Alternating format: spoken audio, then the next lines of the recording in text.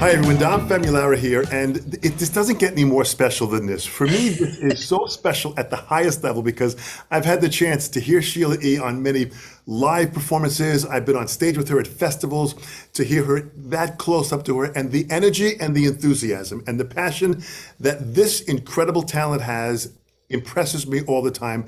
Everyone, please welcome Sheila E. Thank you. Nice to see you. Oh my God, you look amazing. You never change. You're getting younger. You know, when I hear talent and see talent like yourself, it brings a youthful sense through my goose hairs that come up my arm when I hear you play. Because every time I hear you play, and your family, Sheila, you have this personality on stage that just exudes positive and energy and love. It all just comes out in every note you play and every note you sing. Thank you. I appreciate it. Where did this all start? From your family growing up at the beginning stages with your dad and everyone? Just tell me about that beginning process. It started with the pots and pans for me. Absolutely. Pops would play percussion in the living room and I'd go to the pots and pans and started there and started picking up, the pots and pans and playing. But watching my dad play throughout the years growing up, I mean, he practiced to vinyl every single day and then they would have jam sessions and sometimes his smaller band would rehearse in the living room. So it's like music in the house constantly. It was so amazing. And right now, like I'm here in the Bay Area in Oakland, where I was born and raised, and the music scene here was insane. We were able to, early on in our years, go take the bus because we heard like Sly and Family Stones rehearsing at a community center. So we'd get off the bus and sit outside and go to the store and get Twinkies and a 7-Up and sit outside like we're listening to a concert, like we're like Sly and the Family Stone. I mean, then Tower Power, Pointer Sister, Larry Graham, like whomever were rehearsing where we, like found out like, wow, they're rehearsing. It was that scene. And then in Berkeley and in Oakland, there were certain parks that we would go to and there were jam sessions that people would just bring their drums, their congas, percussion instruments, and people would just jam. We would all just jam together. So growing up in that scene, it was fun. It was like, who's playing, who's hanging out, where are we going to go? That kind of excitement musically. And I think, being born in a family that's musical as well as being in the Bay Area in a place that was so eclectic, like it couldn't have been any better for me. It really is amazing because when you think about the magical sense of music in your family and the connection with your dad and your brother and the whole family having that musical connection, and then being in the Oakland area, in the Bay Area, which had everything going on musically, this was a match made in heaven for sure. Absolutely. Absolutely. Listening to music, all different types of music that you were listening to. When did you start playing with musicians and starting to step into the world of performance? Well, the first time I played, I was 5 years old with my dad. He had a band called the Escovedo Brothers, him and his brothers. And I played downtown Oakland at this ballroom. I don't really remember playing. I was at 5 years old. I was into fashion, so I was into clothes. I remember what I wore. I don't remember what I played, but Pop says, "Oh, you played great." Yeah, of course. Okay. But I started jamming with the family because even my mom plays a little bit of percussion and sings and plays a little piano. But they were just kind of, like I said, just jam sessions within the house with my brothers and stuff. And then playing with local bands. I think I might have been 14. There was a local band that was here in the Bay Area, and they were doing Santana cover songs. And my dad was in Santana at the time. And they said, "Hey, we heard that you play drums and, your dad is in Santana. We want you to come and audition." And I'm like, "Oh, okay. Well, what kind of music do you play?" "Well, we play Santana songs and Malo and Sapo." And, "Oh, okay, that's fine." So I didn't have a drum set. I didn't know how to play drums. I had no idea how to set them up. And I went to my cousin who had a drum set and I said, "Listen, can you show me how to set up the drums? Because I have an audition and I want to at least look like I know what I'm doing." I had never even, I didn't even know what to do. I didn't know the songs, but I was like, "You're going to play Santana songs. I know the Santana songs. It'll be fine." So he showed me how to set up the drums and then break them down because I thought that was important to make sure it looked like I knew what I was doing. I sat down, we started playing. We played Oye Como Va, some other songs, Soul Sacrifice and some other thing. And so I'm playing drums and I'm like, I know these songs. It was so crazy to be able just to play drums as if I had been doing it my whole life. Never even sat and practiced to figure out how to play. I just said, I got this. I showed up and they're like, okay, cool, you got the gig. I'm like, there you go. So I was hired to play with this local band. And then a few months later, there was a drummer who came into town and he had a sound system. So we're like, maybe we should hire the guy who plays drums who has a sound system. So then we're self-contained and we'll get more gigs because we come with our own PA system. So they said, hey, Sheila, can you switch to congas? And I'm like, sure, no big deal. Again, I mean, it's not like I was playing congas all the time. And then it so happened that the other conga player, we had congas, timbales, bongos, drums, horn section, sometimes horns, and then 2 guitar players. So it was a good band. And so I switched to congas and started playing congas. And then at 15, I played the one show with my dad, and that changed everything. That was the beginning of my career. How amazing that you, at such a young age, you knew what your direction was going to be. Was there I mean, you obviously were passionate, coming from the family. Did you see this as it being a lifelong journey, or was it just fun at the moment? It was fun at the moment because I loved music. And even around, I think I was in the 3rd grade, about 9 years old. And my dad said to me, he saw that I loved percussion. And he said, I want you to go learn how to play violin. I'm like, violin? Are you, Pops, violin, what? That has nothing to do with. So anyway, I go and start learning how to play violin. I took violin for 5 years. I was first violinist. My ear was so quick that I didn't really learn how to read music because my ear was so fast. And so I went on for years, got scholarships for violin. And then one day the teacher said, can you start at bar like 82? And I said, yes, can you just play that section, please? She said, come here. So she pulled me over and she said, do you read? I said, no. She says, how is that possible? You're first violinist, you've been playing. I said, I don't know, if you play it one time, I can mimic what you play, because that's how I learned, by watching my dad play. So it was something that was fun. I was basically an athlete like my mom, so I was training to be in the Olympics. And I knew I was going to win a gold medal in the Olympics in track and field. I was very fast. I was breaking records. And I was also playing soccer on an undefeated women's team for 5 years. So my life was athlete. Like, I know I'm going to get a gold medal. But that one show that I played with my dad at 15, he played here in San Francisco for 3,000 people. He had a band called Azteca at the time, and they were touring with Temptations, Stevie, and Earth, Wind, and Fire. So, I wanted to play that show. I begged him, and his other percussion player couldn't play. And that one show changed my life. That was it. At that point, you kind of realized, this is where I'm going. Absolutely. Oh, 100%. After I got off stage, I was like, Daddy, this is what I want to do for the rest of my life. I want to be a percussionist and a drummer and a musician. He was like, no, what? So now it becomes this recording debut where you hit on with bassist Alphonso Johnson. Was that the first recording scenario you were involved with? It's close to it. It was either that or John Hammond, one of those, but it was at Fantasy Records, I think. And you can tell me because it's so long ago, I don't remember. Well, it was amazing that you early on, you got involved in the recording part of what was going on. So now you were not only the performance on stage and that live performance energy, but now you were really kind of fine tuning what happens in a recording studio. Yeah. It was very interesting. So early on as well, any money that I received around 15 or so, I would start buying my own recording equipment because I wanted to learn how to record. I wanted to learn how to write songs because my dad was writing songs and recording. I was like, I can do this. I can write my own music. I can produce my own stuff. I can figure this out. So I would buy recording gear and set it up in my bedroom and teach myself how to record. The driven energy that you had in not only the performance end and then singing, when that all flourished and what it was, and then now engineering. Well, you are one driven person that is just so great. This is the great example that I want this next generation to really kind of understand, that it takes that level of passion to want to research and then step into the engineering world, and you just went for it. Well, that's the thing is like our family grew up with it, my parents, even especially my mom, she's the rock. She always says like, just go do it. If you want to do it, let's learn. So we always looked at it as let's learn about everything. Yeah. Okay. Maybe you want to be a solo artist. It's not that I always wanted to be a solo artist.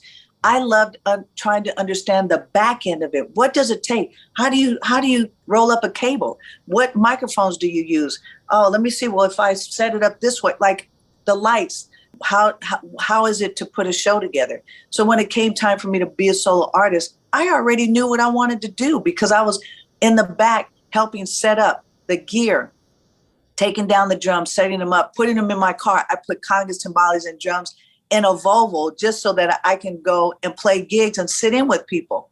Like whatever I needed to do, I just did because I loved music so much, and that passion for loving something that you really, to do something that you really love is a gift. Like not everyone gets to do that. Originally, when I first started playing, I mean, people were giving me money to play, and I was like, no, don't give me money. I'm doing this because I love to do it. And they're like, no, but you need to get paid. I was like, why? I thought it was not good to get paid because I'm doing what I love. But yeah, but then, okay, Sheila, but this is your career now. Yeah, okay, I get it. I mean, I had to figure that out. But again, the passion behind figuring out what works behind the scenes, behind the cameras, behind what does it take to record? What do all these buttons do? How do you EQ? Why do you set up this way? I watched and I learned and I listened. That level of curiosity, what impresses me so much is that's the CEO of the multi-billionaire company that started as a stock, boy that went through all the different areas to know how the business operated on. That's really kind of what you did. You kept on learning each foundational step of the way. Now you know what goes on when you go to perform. You know every aspect of what's happening in that performance. Oh, absolutely. All of the above. I mean, when we go to do shows, live shows, television, whatever, like the other day, we just did the Oscars. And, I said they had a 414 on my cymbal. I said, can we get a 141? I'd rather use that instead. I'm calling out what microphones I need to use because I think it would be better sound wise and not picking up it. You just learn these things. And I think it's a good thing to try to understand. Some people don't want to, but this was my passion. Like I really love production. I love putting things together to look at that whole picture. It's like I don't just pick out, well, let me just see what the drummer's playing. I look at the overall picture of this is what it should be. Oh, I understand it now because of the overall picture. Boy, that's a deep part. That's the 30,000-foot view of looking down and saying, I want to see the entire scene of what's going on. But you had the chance of working with George Duke and all these phenomenal, Herbie Hancock and Marvin Gaye and Diana Ross. All these people that were kind of stepping into your life were coming in. And now you're really stepping out, experiencing, playing with these great legends, learning from them all. Yeah. Every single artist that I've performed with, I've learned something, whether good or bad. I've applied it to my life because then it helped me to understand what I should do and what I should not do and how I would learn to do better or to put myself in a position of, okay, I understand why they did that. So if I did it, what would I do differently for me? That would work for me. I learned so much from every single artist, every artist. One of the prime examples in 1982, I did Marvin Gaye's last tour. Right. And I learned that conga beat, that the doom doom dot doom doom doom dot doom doom dot. That's Marvin Gaye, mother, right? What's going on? So that was like one of my first conga beats. And to play with Marvin, playing that conga beat, I was just like overwhelmed. And I didn't even have to audition. They came to me and said, we heard about you. Marvin's heard about you. He wants you to go out on tour. You don't have to audition. He just wants to know if you want to say yes or no. And I'm like, what? 5 months. So, again, the work, the preparation and the work that I've done to be called to play with people without auditioning was like, wow. I go to do the gig. He had a 26-piece band. We're in rehearsals. And I had 3 congas, bongos, timbales, and a lot of toys. And I had my brother, he had the same setup, and another friend. So we had 3 of everything on the stage, 26 people on the stage. And we're playing, and Marvin's back is to us, and he's singing. He has a really soft-spoken, whispery voice. He's very, very quiet when he speaks. And I'm playing and it, I hit, the low drum as well. And I was like, man, this sounds great. And we just started feeling good. And I started dancing and the whole band started dancing. And when I hit that extra beat, he just said, hold on. And his back was to it. There's 26 people playing. And he turned around and he said, someone played an extra beat. And I'm like, oh my God. Like, I know the regular beat, but I hit the low drum because it felt good to me. It's like, oh yeah. That lesson was when not to play, because even though I had all this gear, the discipline of just playing what needed to be played at that time, it was just that drum. And because I had all this gear didn't mean that I had to play everything. It just meant play the part and learn that the space in a song is the most important part of the music, is allowing the song to breathe. And so if I start adding things and taking up the space, then it becomes something else. And I learned in 1982 when not to play. And I've applied that lesson to my life since then. Well, you have this endless curiosity, but you also have this strong discipline combined with an incredible work ethic. That's something which is pretty rare, a rare combination for someone to have, especially, in not only as you were performing as a side person, but then also as a solo career. That's got to have been pretty helpful. Where do you think all that came from? Again, the curiosity and the passion of wanting to learn and understand and be excited about. If I heard music from one room, I'd run to the room and see who's playing or who is that or what is that. I could hear someone in the neighborhood, someone playing, and I'd go, oh my God. And I'd drop whatever I was doing and run to wherever it was just to see who was playing, or was it a band, or was it I want to meet them, or music just did something to me. It's exciting, it's healing, it's joyful. It puts you in a place of sometimes you need to, and again, I love that my dad made me learn how to play violin, because classical music is one of my favorite genres of music as well. And it allowed us to learn so many different genres of music that my moods change and based on the music as well. And it helps me to get through the day. And I want to listen to gospel music because I do in the morning and sometimes even before I go to bed. But the classical music and how I feel, is like I put it on in my car and it's like I'm in my own environment and it's just a beautiful place. So I think learning that passion of wanting to learn all of these things and the drive, I love it so much. It's like, I don't know. That's my food. That is my food. Well, it's a food that not only are you enjoying, but because of that food, we're enjoying it also. So keep on cooking and keep on serving that food for sure. Now you meet Prince. I think you were on the road with your dad playing. We were here in Oakland, and we have a theater here, like the Greek Theater, like the one in LA. Right. And so the Greek Theater is where all of us would play. If you were a huge artist, you would play there. It was actually Al Jarreau was playing. And so everyone in the Bay Area was there, and Prince was here doing his record. And so I saw him across the stage. But later on, when I actually ended up talking with it, was when he performed here in San Francisco at a Circle Star Theater. You met him, you're talking. So how did that relationship with joining the band and that was the whole nother stepping stone of that. It seems like fate and destiny kept on giving you stepping stones of greatness that you just kept on. You were being pulled up and you were pushing it up at the same time.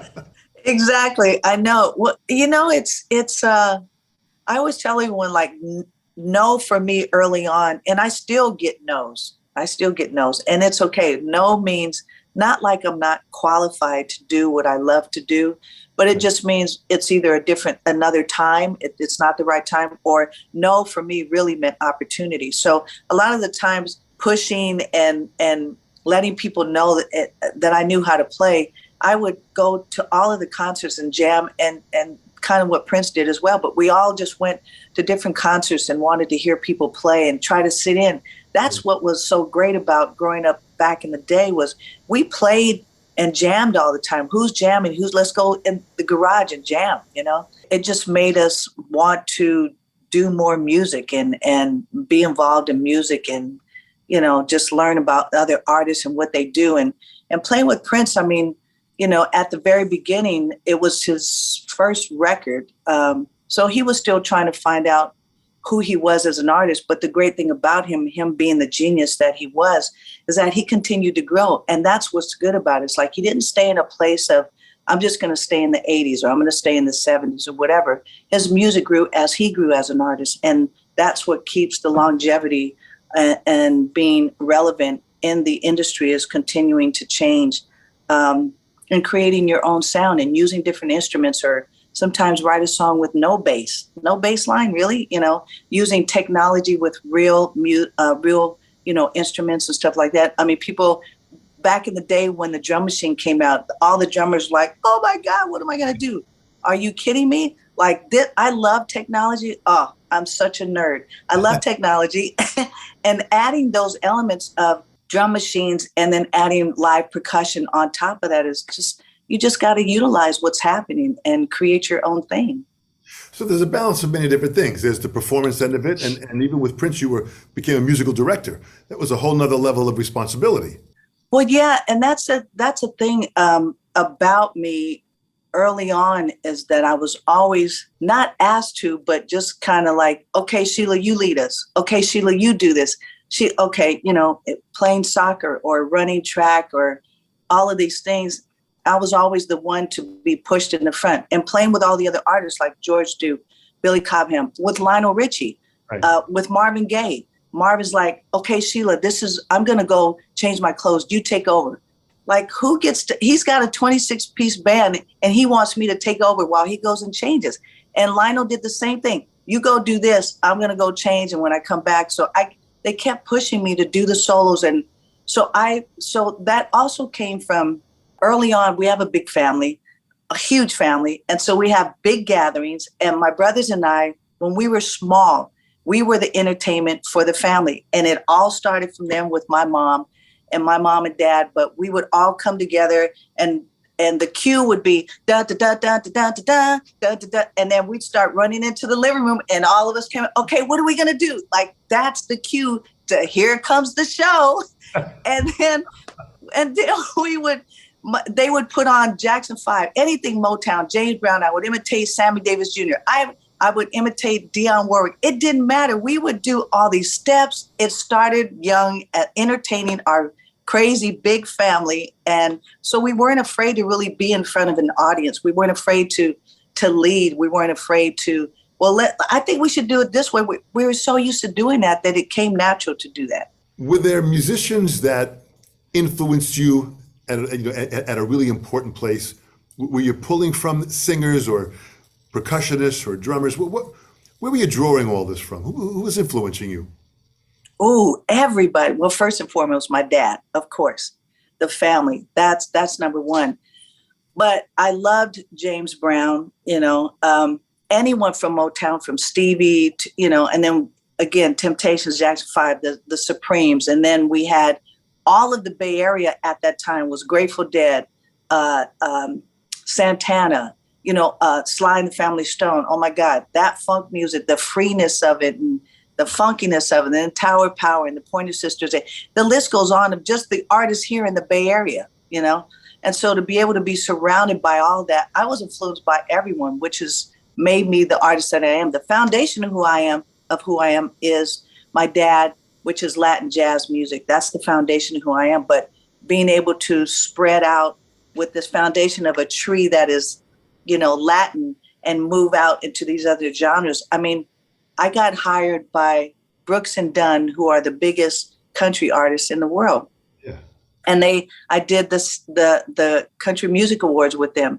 Like, they wanted me to play timbales. Who puts timbales on country music? I got asked, again, these opportunities, I would have never thought. It's just amazing. It's just beautiful, So you have to be willing to, you can learn these rhythms, but if you don't adjust in a way, like, you can't play this specific Latin rhythm with country music. You have to figure out where, as a percussion player, where are the holes where you can add something colorfully without getting in the way and making it make sense, So I've had great opportunities, and it hasn't stopped. Has being a woman in this industry, has it been challenging for being a woman because you have such a strong personality and you have such a great presence on stage. Was that ever in your way, or did you just blast through it? It's always in the way. No, it's been challenging. It really has. And especially early on, because there weren't many young ladies playing percussion and drums at the time.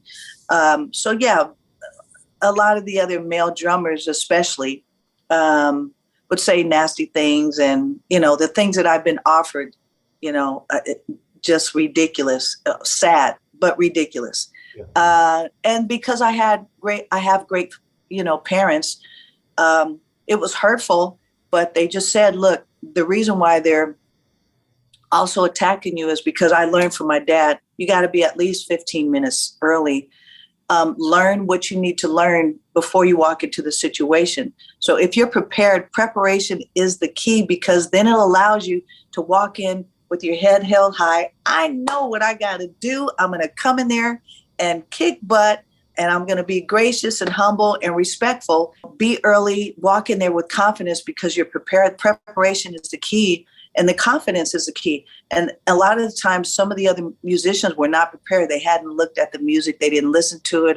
And I walked in like, I know every break. I don't read music well or hardly at all, but I know what I need to play, and I'm ready to go. So walking in there and playing and kicking butt and not making many mistakes at all, just helped me to glow and feel happy and just, hey, how you doing? One time I walked in to a studio, the drummer turned around and he said, excuse me, can you get me a cup of coffee?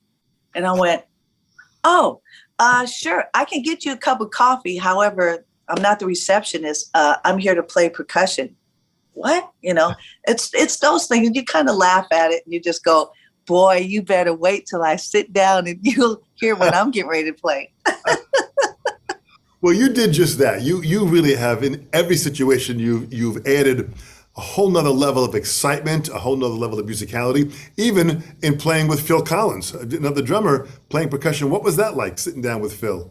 He's amazing. Again, playing percussion for me is pretty awesome, especially playing with great drummers, because again, it's finding either we're going to play together in a place that, we're just going to lock it. It requires us to do that, or I'm playing in the whole and just putting a little spice here and a little spice there. So you talk to them, and that's the thing that I love growing up, being a side musician, understanding both sides of it. It's important, because I tell people, I know, oh, Miss Sheila E. And I was like, no. Whatever you need me to do, tell me. And if you don't like it, I'll do something else, or whatever you want me to do. Don't be afraid. I don't take it personal. You hired me to come into the room and to make something of this song. So whatever you want me to do, it's like, I'm here to serve. And that's the part, is like, a lot of times people come in with attitude and ego. It's like, I'm not going to, you're not going to get called back at all.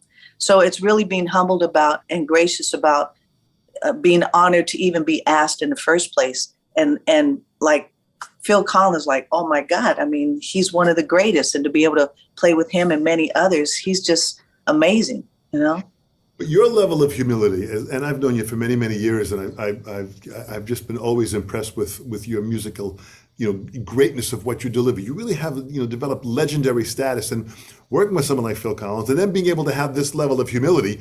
And then when I heard you with the All-Star Band, oh my God, it doesn't get any deeper than that. With Ringo, you're playing back and forth. It was just so magical. I have an intense bucket list, and I would have never thought in a million years that, like, Ringo wasn't on my list, because I just thought, I hope I even get to meet him, And when they called and said, we have a surprise for you, Ringo called, and I said, yes. Like, wait, but you don't even know what it is. It doesn't matter. Ringo called. I don't care what he's asking me to do. I'm going to do it. Are you kidding? Do I get to meet him? Do I get to talk to him? Do I get to hug him? I was so excited to be able to play with him.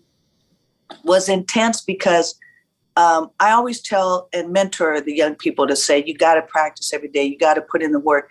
My practicing for me was going and jamming with people and playing. That was my practice. But for Ringo, I actually I called Don Lombardi at DW. I said, I need a practice kit. I got to practice because I'm going to play with Ringo and I have to learn how he plays. So they got me a practice kit. I put it in the living room, set it up, and I started listening. They sent me 26 songs and I started playing and I'm like, wait a minute. Because if you're going to play with someone and play with another drummer and it's Ringo, like, how is that going to work? Well, what you have to do is break down and figure out what his swing is. How does he walk? So I have to figure out, how does Ringo walk? Let me listen. How does he walk?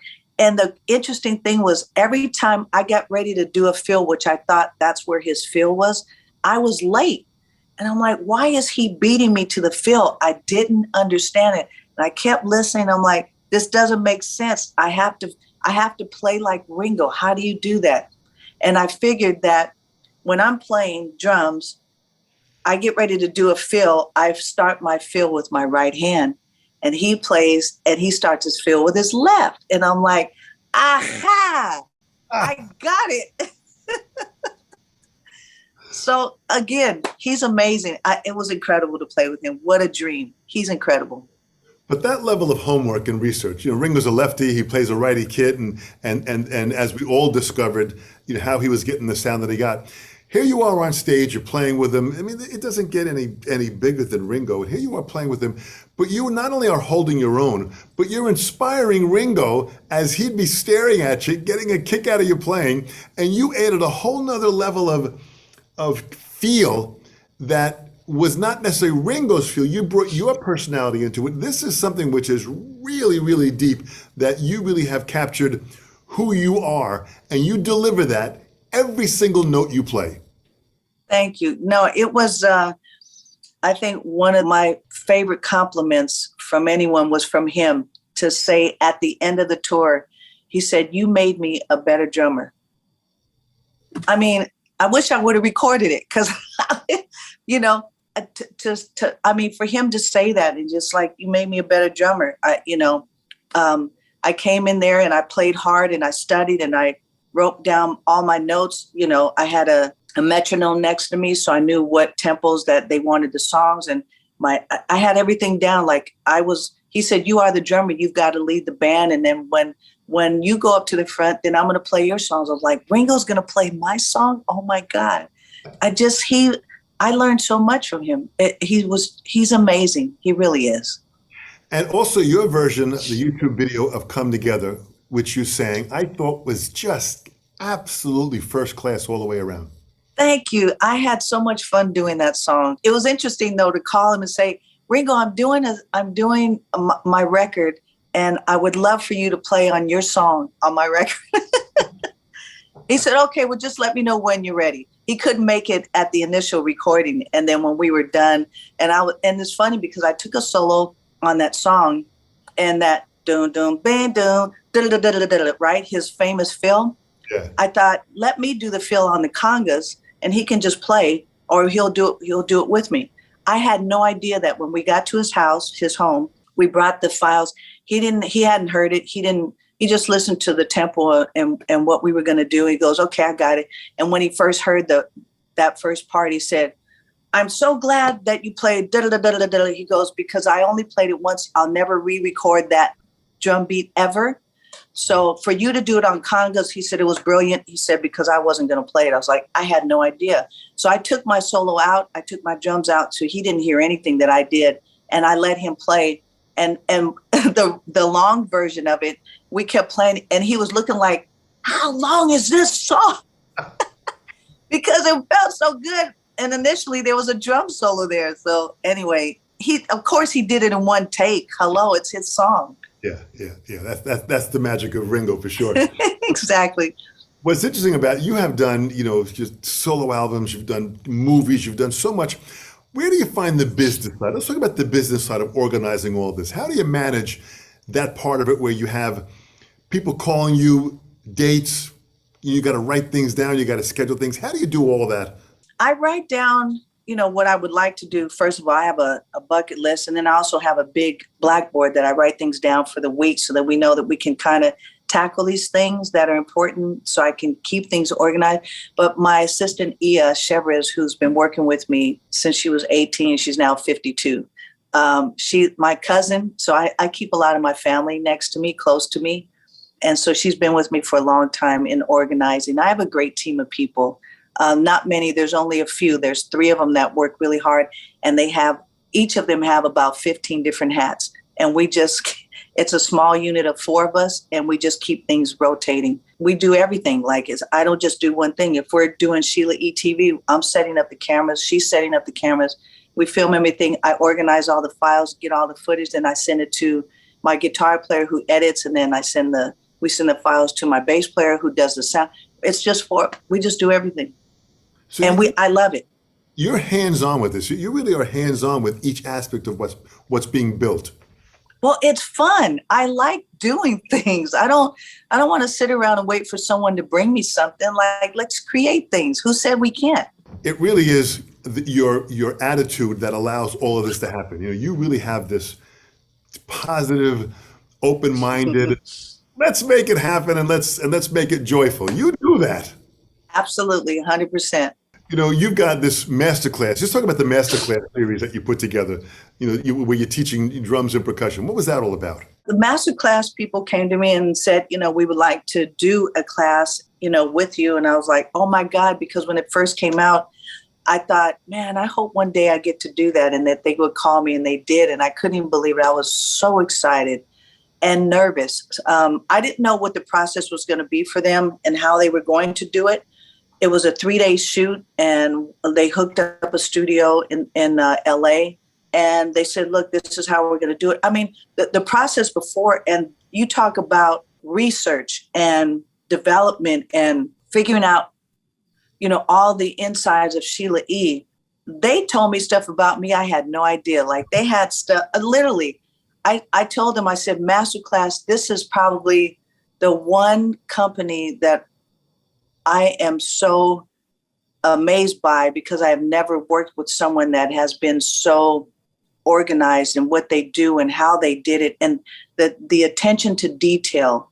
It was incredibly inspiring. And even when I was done with it, I just said, I have to up my game. Wow. But the whole process was amazing. The way they put things together and asking me questions and what I wanted to do. But again, the beginning part of it was like pots and pans. That's how it starts. Well, I'll tell you something. The pots and pan theory, there's a drumming method book inside of you that's going to have to come out at some point, because there's so much inspirational stories that you have. But talk about even your autobiography, the beat of my own drum. I mean, when that came out, absolutely well done, but you had to do a little research on yourself too. Oh, I did. And I still didn't get it all right, because there's so much. If we're all in a room together and someone told a story, we would all see the story differently or have heard it differently. Even though we were in the same room, your version of what we just heard is going to be a little bit different. No matter what happens, we all have a different pair of glasses on. So I had to reach out to either family members, my brothers, or my sister. I reached out to the fans. Do you remember what year? And I mean, they're spot on. They're like, you wore a blue dress with a blah, blah. How do you remember? How do you even know this? I had to reach out to the fans for information. So there are still some dates and times where it's not spot on, but it was a process. I worked with my sister-in-law, Sarah Spinner, and she worked with me for a year. It took a year to put that together, and then it was just amazing. Yeah, it was crazy to do. Well, it's very interesting stuff. But listen, you have led an intense, complicated life of legends constantly coming in and out of the doorways of the Sheila E household, which is a lot to try and capture in the journey of it. But I want you to talk about Elevate Oakland with Lynn Mabry. Just about how you get involved with just, as a non-for-profit, helping these young kids and just serving the music industry. Yeah, we were working a lot here there in Los Angeles. And then we ended up revamping a couple of years ago and saying, let's go back to the Bay Area, because that's where it all started for us. She's from the Bay as well. And I met her when she was singing with my uncle when we were 16. So Lynn and I started the foundation here in Oakland. So now we call it Elevate Oakland. And what we do is we service the public schools now because the need is so great because a lot of the music programs are gone. And the students want to learn. They want music. They're invested in music. They're like, please, if we could just get this class or that class. So we asked them, what would you like to learn? We go to each school individually and speak with the principals and ask them, can we bring our curriculum into your school? And they say yes. So we bypassed the whole school system and went door to door. What do you need? The great thing about it, we also use local musicians when they're not on tour, and especially in the, during these times now. But we use local musicians and we pay them to teach the class as well and assist the teacher. And so that they get an education on not just how to play, but the history behind, some of the genres of music and the history of African music or Brazilian music. If whatever they want to learn, DJing, the art, all art and music is really helpful to students in school, especially where we serve the kids because they're in need. And it's been really helpful for them. It really is giving back at its highest level because you are inspiring a whole nother younger generation to be able to seek out their artistic expression, and you're giving them just the right amount of tools for them to build their own lives. And of course, there's no better role model than Sheila E. So when they look up to you, they see an incredible inspiration that will last them for their lives. Oh, thank you. Yeah, it's been very rewarding to see how we've touched and impacted the lives of these young people here in Oakland. And it's crazy because at one point we had a lot of schools waiting for us to help them. And it was challenging because we couldn't say yes to everyone because we don't have the funds to do so. But we're working on it. And, if it's one student at a time, one class at a time, one school at a time, we'll get it done. I know you'll get it done. And the Latin Grammy Lifetime Achievement Award given to your dad and yourself it just says it all right there. Lifetime of achievement at such a high level. I got to ask you a couple last minute questions. What motivates you? God and my family. God and my family. And then after that is gravy. So I start with him first and then I do this. But, I wasn't always like this. I mean, I have my moments where, I wasn't doing well and didn't know how to treat people. And those life lessons, you figure out, gosh, I can't do this. I don't want to be this. I don't want to do that. I need to change, And as you grow wiser, you figure out that, wow, great lessons to learn. And I want to be better. I want to be a servant. I want to serve better.